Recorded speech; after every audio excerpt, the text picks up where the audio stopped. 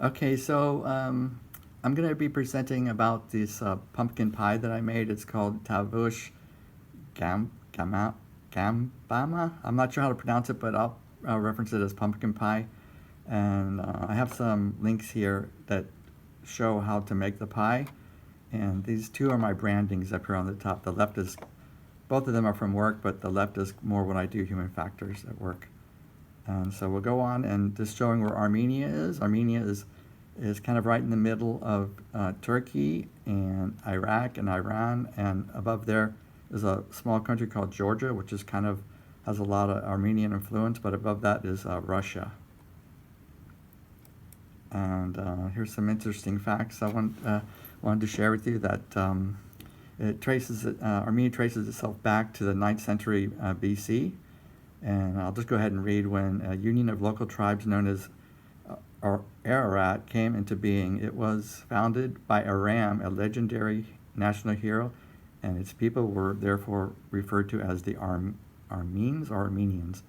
And then another interesting fact is that in 301 AD, Christianity was adopted by the country, and Christianity has played an immensely important role in shaping Armenian people over 1700 years. And to show testament to that, these are some of the churches throughout Armenia, and there's a lot more, but these are very interesting places to go. If you go as a tourist, you can, those are kind of like the outings that you can go see the churches.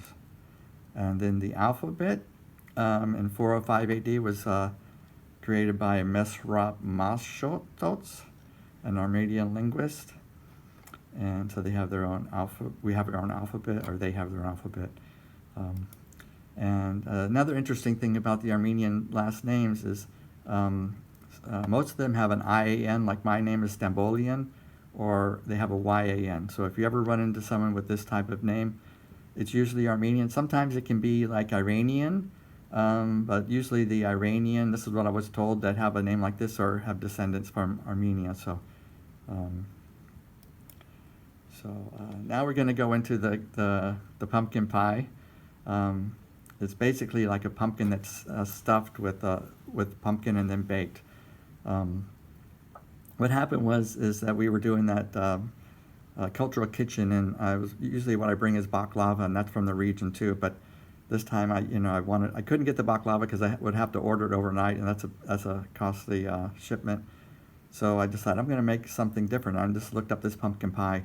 And so that's how it started. And it says here it was made for New Year's or Berak Kendan, and it symbolizes the end of the year for Armenians. Also, the day of this major feast in Armenia church, this is just some information about the church, is January 6th. A ceremony called Blessed of Water. It's conducted in the Armenian church to commemorate Christ's baptism. And Armenians do not celebrate the Christmas on December 25th. I hope I'm correct there because I got this out of Google. I'm sorry.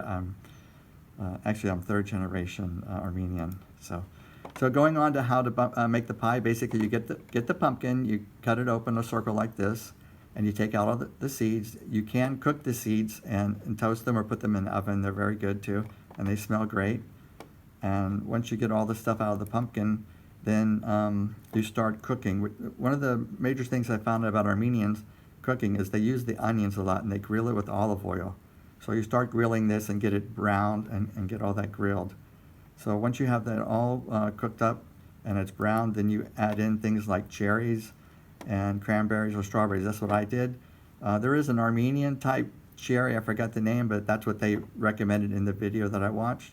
Also, once you get that cooking, you can add in some crunched walnuts, and then I add in a couple of these pumpkin cans of pumpkin. I used the organic, but you can also take out of the pumpkin. You can take the pumpkin and put it in there. I usually do that first with the onions and things, and then I put this pumpkin in, and then finally put in some cinnamon. And this is what it kind of looks like in the pan after it's been cooked. And I did add some toasted pumpkin seeds last time. And then you just take the mix and put it in the pumpkin. And the time I made this pumpkin, I preheated it. I kind of started to cook the pumpkin. So you can either start to cook the pumpkin by itself to get it kind of started, and then put this in and then finish the baking. or you can just put the whole thing in there. And what happened the last time is I couldn't fill it all the way up because I didn't make enough mix, so I just added in some cherries and strawberries and some pumpkin seeds on top to top it off. And then once you do that, you put the tops on and you put it in the oven for about 35-45 minutes. The way you know this is ready is you put a knife in there, and it's soft. And you can actually eat the pumpkin along with the interior part of it. And then what I did was I made another one of these for our Thanksgiving get together with the family, and my niece, she really loved it, and she loved it so much she asked my sister if she had any of it to take for herself, and usually she won't do something like that, so I know she really loved it. It has a lot of fiber, and it's not very sweet because no sugar was added, but you can add different things, and showing here there's a lot of different ways, different designs. I like to slice mine up like the one that has the slices, kind of like a bloomin' onion, and then you can eat that bloomin' onion. But there's many different things you can add in there, what you like. I just added in basically what I saw on the YouTube video.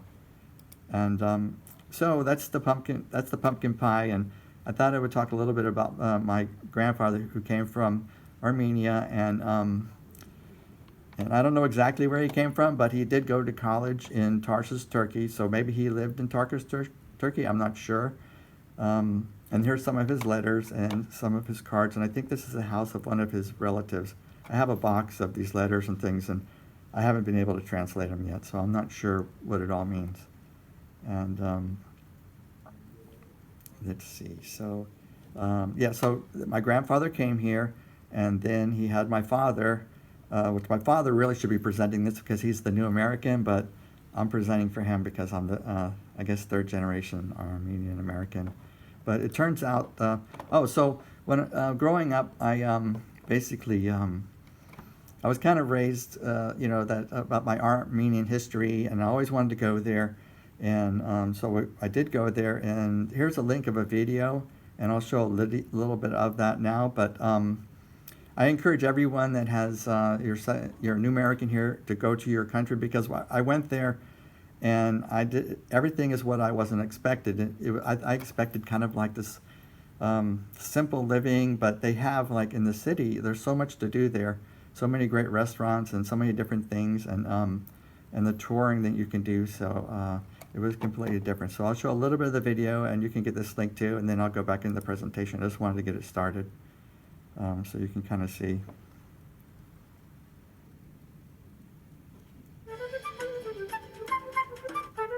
And a friend of mine, his name is Chuck Ostrasha. He's retired NASA, and he told me what to do to make this video. He said take pictures and videos, and then he put it all together with his music. So I consider him the producer and the director of this movie. But there's a lot of things in here if you want to get an introduction of Armenia. I did a lot of tours, and I went throughout the city, so you can find a lot of different things in here to understand what's mostly in Yerevan. So I think that's enough of the video, and I'll go ahead and keep going with the slides. And one of the fun things that happens there is called Vardafar, and what they do is everybody is wetting everybody. They have hoses, they have fire hoses, and all through the city they're all wetting each other. And the nice thing is that for a tourist, like, they could tell that I was, a visitor, and they would come up to me like they're going to spray me, but they didn't. So I might have got a little bit of sprinkles, but they didn't, they were very nice to me, so they didn't do that. So this is one of the celebrations that and on that video, there's some video of this too. And one other thing I encourage you all to do is to find out what your genetics are, because, I kind of thought that I was Armenian, and I had some of my mother's side, but it turns out, if you look over on the right side, everything that I am, and the Armenian side is actually, it says Western Asia and North Africa, and it says Iranian, Caucasian, Mesopotamian, Turkey, and Armenia. So I'm kind of a combination of all these things, I think. And and I also have Neanderthal. It says here you have more Neanderthal variants than 91% of the 23andMe customers. So I guess I'm, have more. I don't know how much more than it is. Maybe it's 0.1%, but I don't think it's like, 50%. I hope not. I don't know. I'm not sure. I shouldn't say that. I don't want to be prejudiced, but I think that, Neanderthals didn't really survive too much. So, and I want to keep surviving. But in all reality, it turns out that I came from, tracing this back for the men and the women, the haplogroup L and the haplogroup A for the men and women actually traces all the way back to Africa. So I trace all the way back to Africa, and I think probably most of us do. So we have that all in common. And this is a chart that I present at work. This is my kind of like all about me. And I do human machine systems, and my motto is grace and truth for the customer. And my personal motto is to do what Jesus tells you to do and you'll be okay. And there's a lot of things here. I just wanted to share this with you. If you ever want to make a chart about yourself to share, you can do this. And here's my wife and me and my mother and family, my father. And this one up here is my mother in India. We happened to make it out there. And this is when I was an electrician. These three over here to the left.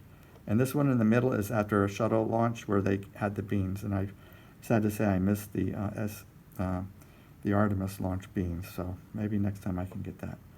And let's go to the next slide. I think this is it. And so here's a church, one of the churches in Armenia, and this is kind of a competition here. I want everybody to put in the chat. You see this big one here?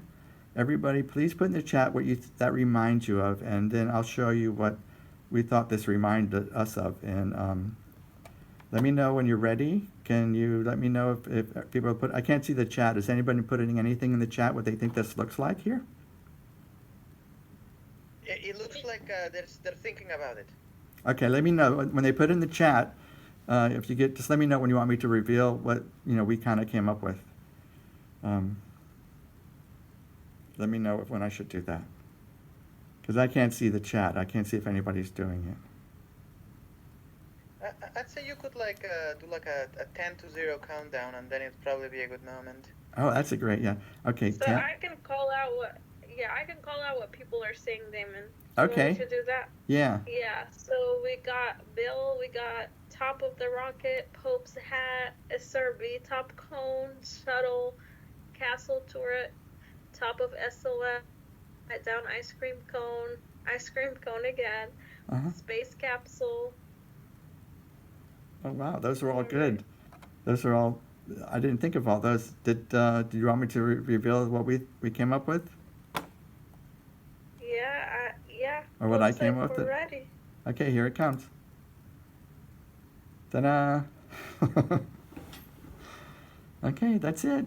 Godspeed and thank you from me. Is there anything else? Any questions or anything? Yes. Thank you so much, Damon. Thank you. That was really good, very enjoyable, and I learned a lot. So we all did. So thank you so much.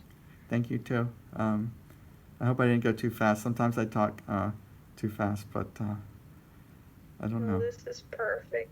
Thank you. This is perfect. And I'm gonna hand it over to Ty.